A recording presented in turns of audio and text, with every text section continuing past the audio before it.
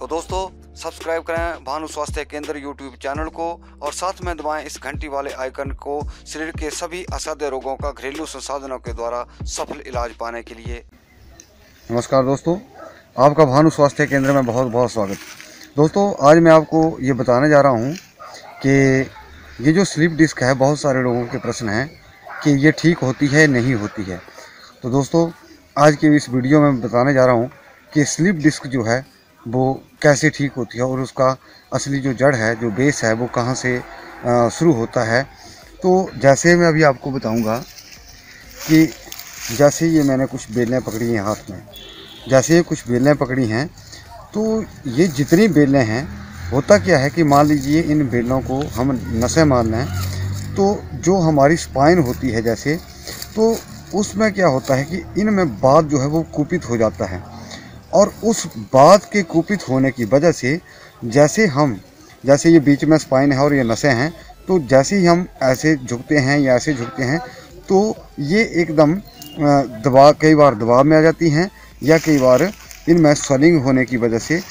इसमें जो स्पाइन है वो उसमें दिक्कत आ जाती है। और दूसरा, जैसे अगर जिस पेड़ के ऊपर ये चढ़ जाती हैं, मान लिया कोई भी पेड़ है, तो उस बड़े से बड़े पेड़ को ये एक साइड जो झुका देती हैं। कारण होती तो पतली पतली हैं, लेकिन उसी प्रकार हमारी जो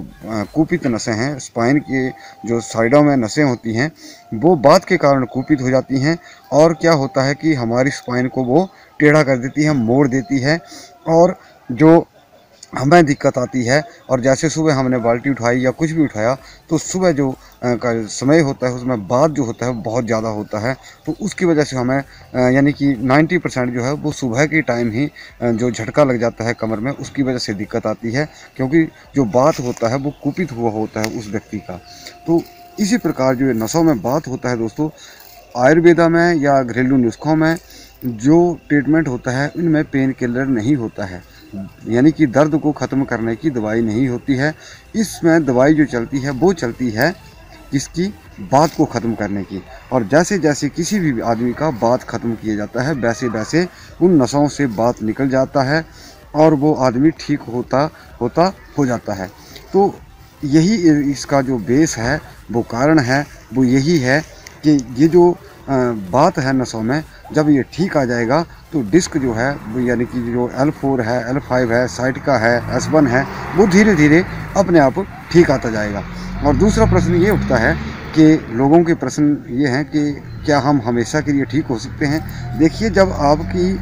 ये ऐसी बीमारी नहीं है, जब इसका बात ही हम उठा देंगे, जब इनमें बात ही नहीं रहेगा, या आगे भी जैसे हम एक बार ठीक हो गए, जब कोई ऐसी चीज़ हम प्रयोग करते रहेंगे कि हमारी नसों में बात न वो कुपित ना हो, यानी कि जो बाय का प्रभाव ना हो, तो उसके लिए हम जो मेथी दाना है वो हफ्ते में 2-3 बार उसको यूज़ करते रहें, जैसे 5-10 दाने, तो हमें बात की समस्या नहीं आएगी और आपको कमर की दर्द से नहीं जूझना पड़ेगा। हाँ, हफ्ते में 1-2 बार आप लहसुन की तेल की आप मालिश करिए, ताकि आपके जो वर्टिब्राज हैं, नर्वस सिस्टम है, वो आपका फ्लेक्सिबल रहे। आपको दोस्तों मैं कहता हूँ डिस्क प्रॉब्लम फिर नहीं होगी। एक बार सेट आ गई तो फिर आपको दिक्कत नहीं आएगी। तो दोस्तों इस वीडियो के माध्यम से मैं यही बताना चाहता हूँ कि ये जो आपका भ्रम है कि ये क्या ठीक हो जाती है,